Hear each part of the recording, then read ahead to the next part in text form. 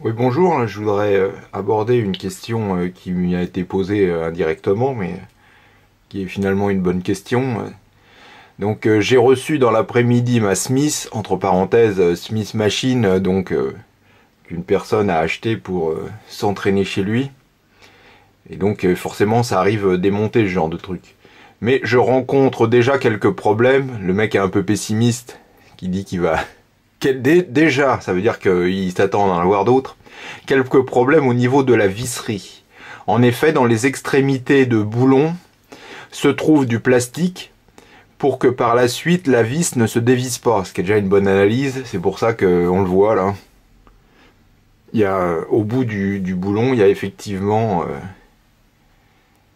du plastique pour que, une fois vissé, ça ne se dévisse pas. Cependant, lors du vissage, lorsque je rencontre ce plastique blanc, cela commence à devenir très dur. J'ai presque l'impression d'abîmer quelque chose tellement c'est dur. Mais l'écart est trop important et le boulon ne touche pas la lamelle. Et on le voit, on est loin du compte. Pensez-vous qu'il faut que je continue à forcer comme un taré sur le bout plastique pour que la vis dépasse complètement le boulon pour arriver à fixer le tout ou il y a un problème de longueur? Alors, j'avoue que quand j'ai lu la question, j'ai bien ri. Et je sais qu'il y en a qui vont... Quelques affreux qui vont dire « T'as pas le droit de rire, il se moque ». Ben oui, je me moque. Ça m'a fait marrer, mais bon, ça m'a fait prendre conscience que il y a des gens qui étaient pas du tout bricoleurs. Alors que moi, j'ai toujours... depuis tout petit, j'ai toujours baigné dans les outils. On verra pourquoi après. Donc sur la seconde photo, on se rend compte d'où vient le problème. C'est que de serrer avec cette merde, c'est bien pour monter les meubles Ikea, mais pas pour monter des machines de muscu. En plus, il faut pas en avoir un, il faut, alors pas de cela, mais il faut en avoir deux, sinon forcément que t'as l'impression de serrer comme un malade. Et autant prendre une pince à épiler pour vouloir serrer ça, c'est quand même du matos costaud. Donc déjà, c'est sûr que j'irai pas m'entraîner chez toi, hein. Et donc, on va voir la base pour tous ceux qui... Alors, ça intéressera pas tout le monde, mais pour tous ceux qui ont un peu de matériel chez eux, la base pour le monter, c'est très simple, même si on n'a pas de notion de mécanique ou quoi que ce soit. Mais faut avoir les bons outils. Alors, on n'est pas obligé de les payer très très cher, mais il faut quand même avoir des outils et pas de trop mauvaise qualité. Moi, j'ai toujours vécu dans les outils, parce que mon grand-père était mécanicien, donc il a transmis l'utilisation des outils et la passion de l'outil à mon père. Et mon père, alors il n'était pas mécanicien, hein, il était dans le nucléaire, la médecine nucléaire, mais je l'ai toujours vu bricoler et lui aussi m'a donné la passion de l'outil, et ce qui m'a beaucoup servi par la suite quand j'ai racheté des machines et qui me sert tous les jours encore aujourd'hui avec les machines de musculation. Donc pour dire à quel point je baignais dans les outils, quand j'avais fait mes premiers 1000 km d'aviron, alors on m'avait pas offert un iPhone, on m'avait pas un jeu électronique ou une connerie. Mon père, il m'a offert toute une boîte à outils.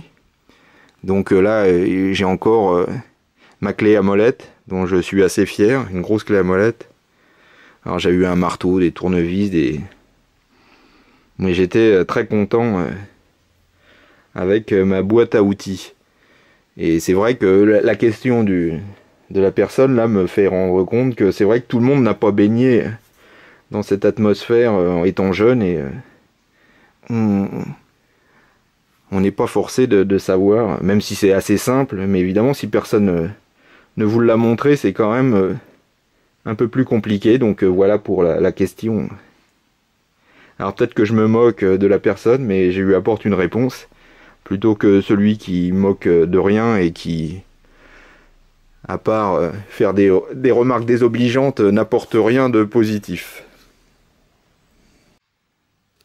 Donc voilà typiquement ce à quoi on a à faire face.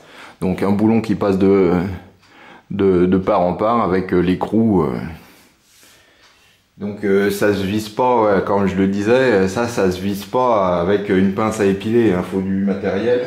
Donc la base, c'est ça, c'est un cliquet. Donc le cliquet, ça se démonte et on met la taille. Alors les Américains, l'avantage c'est que c'est toujours alors pour les machines de muscu, hein, c'est en général dans 80% des cas c'est du 14 et du 19. Donc on voit, comme j'ai tout le jeu, on voit que j'ai mis du scotch pour le repérer facilement. Donc cliquet d'un côté. Alors le minimum c'est d'avoir une clé plate.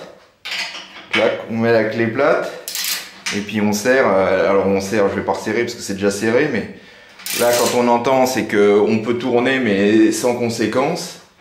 Et puis, donc le clé cliquet c'est comme ça l'avantage. Parce que si j'avais deux clés classiques, bon bah là ça va, je pourrais tourner comme ça. Là c'est une clé à pipe, c'est une deuxième chose. L'avantage de la clé à pipe sur la clé plate, c'est qu'on a plus de force pour serrer avec la clé. Mais enfin l'idéal c'est quand même le cliquet. Mais si on est vraiment dans la misère, on peut avoir deux clés plates comme ça. Mais on n'a pas beaucoup de force, alors qu'avec le cliquet j'ai beaucoup de force. En plus je m'embête pas. Parce que là, bon là ça va, il faudrait que je tourne. Mais si par exemple je devais tourner dans cet espace, je suis toujours en train de l'enlever, de le remettre avec le cliquet. On fait clac, clac, clac, clac. L'avantage de la clé plate, c'est par exemple ici, là, je peux pas passer ni mon cliquet. Ni ma clé à pipe, c'est pour ça qu'il faut avoir une clé plate. Donc l'idéal c'est encore une comme ça là elle échappe pas, et puis avec le cliquet par dessus, hop, voilà. Et là on peut serrer et tu verras mec, t'as pas besoin de serrer comme un malade, ça serre tout seul. Et par contre, ce qu'il faut faire attention effectivement, c'est que tu as largement la force d'enfoncer tout le métal. Donc faut pas serrer comme un bourrin. Donc on a plusieurs types de pipes, les plus classiques c'est ça. L'avantage de celle-là c'est que si tu as un pas de vis qui est très très long, tu l'enfonces dedans et puis ça ressort par là. Alors que celle-là, on l'a mieux en main, mais par contre, il faut un pas de vis qui est pas trop long. Enfin, ouais, un pas de vis qui est pas trop long. Donc voilà pour le minimum de l'outillage quand on s'entraîne chez soi. Donc la marque de référence, c'est du Facom. Alors moi, j'ai deux cliquets parce que comme ça, j'en mets un en haut, un en bas, et puis clac, clac, clac, ça va très très vite parce que quand on a beaucoup de machines à se faire, etc. Ça fait gagner beaucoup de temps, mais Facom c'est assez cher. Par contre, les marques magasins, là c'est de Casto, je trouve que c'est pas mal, c'est nettement moins cher. Par contre, je déconseille de prendre les packs, t'as 200 pièces pour 10 €. Ça risque de péter assez vite. Et quand des outils ça pète, non seulement ça te fait chier, mais c'est dangereux pour tes mains ou pour toi ou pour... Donc il faut quand même du matériel minimum. Donc minimum les marques magasins que je trouve pas mal. Et puis si tu veux faire chier le vendeur, tu lui demandes, parce qu'en général c'est fait en PCR. Alors tu demandes mais c'est où PCR? Là tu vas avoir le vendeur qui fait face à un grand moment de solitude. Alors PCR c'est la Chine, hein, Public Republic of China. C'est pour pas dire d'où ça vient, mais bon tout ça vient de Chine. Bon, Facom, normalement c'est français, mais tout le monde dit maintenant, ça c'est du vieux Facom. Tout le monde dit que c'est plus que... ça a plus la qualité d'antan. Mais bon, tu vois déjà, le truc il se barre. Donc celui-là, finalement, il est mieux pour... Et puis si on le pète, au moins c'est pas très cher, donc il y a moins de soucis pour le changer. Bon, tu vas me dire, comment je sais que c'est du 14, du 15 ou du 20 mon boulon? Bah c'est facile, tu le prends dans ta poche, tu vas au magasin de bricolage, et puis tu regardes ce qui rentre. Voilà, ça peut pas être plus simple. Donc pour révision, là, le cliquet, donc avec la douille, qui est interchangeable suivant ce avec quoi on a besoin de travailler. Donc voilà, on le change à volonté. Donc le minimum, c'est la clé plate. Donc non seulement faut en avoir une, mais il faut en avoir deux. Puis parce qu'il faut serrer le boulon des deux côtés. Il faut pas compter utiliser une clé, surtout la clé que le mec il a montré, qui était livrée avec la boîte, et puis l'autre tu serres pas, à moins que tu sois méga strongman, tu serres pas le boulon d'un côté avec une clé puis de l'autre avec la main. Donc il faut deux clés. Quitte à acheter une clé, autant acheter ce genre là. Comme ça, ça déjà ça facilite. Mais le problème de la clé, donc on l'a vu, c'est que on n'a pas la force qu'on peut avoir par exemple avec la pipe. C'est le même problème qu'on rencontre en muscu, hein. C'est simplement l'interface entre la main et l'outil. C'est pour ça que en muscu, je dis qu'il faut utiliser des genres fat grip avec la grosseur appropriée pour l'exercice. Mais là, une clé à pipe, on aura beaucoup plus de force qu'une clé plate. Simplement parce que la surface de contact avec l'outil, entre l'outil et la main, elle sera bien meilleure avec une pipe. Alors moi j'aime bien ce genre de pipe. En plus, les pipes, si vraiment... alors c'est plus pour desserrer si on a des problèmes. Là on peut mettre une barre en fer qui va donner un levier, puis après tu prends une masse et bim, bim, bim, des fois sur des vieilles machines. Alors pas sur une machine que tu viens d'acheter, hein. Mais des vieilles machines, quand c'est un peu grippé, un peu trop serré, un peu trop... Bon, pas sur du Panatar, parce que les trucs ils sont en alu et j'ai eu ce problème. La pièce cède mais sans tourner, donc... mais sur du Nautilus, tu peux y aller. Ou en général sur les marques américaines, tu peux si c'est un peu coincé, tu peux y aller à la masse. Et donc le haut de gamme, c'est quand même donc le cliquet. Donc voilà, donc au minimum, deux clés. Minimum. Tu peux aussi, alors si j'avais qu'une clé, l'inconvénient, celle-là c'est du 19-19.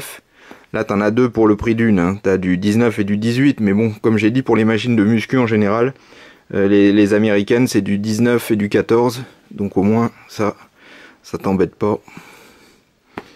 Ou sinon t'as ça, c'est ce que je conseillerais, mais bon, avec le problème c'est que t'es pas garanti que tu peux mettre ta pipe partout, donc c'est un peu plus risqué de prendre cette configuration. Et puis le haut de gamme, ce serait ça. Ça c'est le minimum que je conseillerais si tu as des machines chez toi et tu es un peu sérieux. Alors il y a une règle à savoir, c'est qu'il faut pas serrer comme un bourrin dès le départ. Là au début tu mets tes vis, tu les enfonces à la main comme tu as fait. Après, une fois que tout est monté comme ça et que ça va pas te tomber sur la tête quand même, tu commences à serrer la première un tout petit peu, tu serres un peu plus pour que il y ait quasiment plus de jour entre le boulon et la machine, enfin entre l'écrou et la machine. Après tu fais la deuxième comme ça, tu fais la troisième. Une fois que tout est serré, tu reprends ton premier boulon et ton premier écrou et tu le resserres à nouveau. Pas à 100%, et après tu resserres toute la machine comme ça, et après tu vas pour serrer, alors pas comme un bourrin, parce qu'avec ce genre d'outil tu peux tout péter, mais tu vas avec modération. Et puis il faut penser que tous les 2-3 mois, tu regardes avec ta clé s'il n'y a pas quelque chose, surtout au début, s'il n'y a pas quelque chose qui s'est dévissé. Donc tu fais un petit coup de sécurité. Donc voilà pour la base.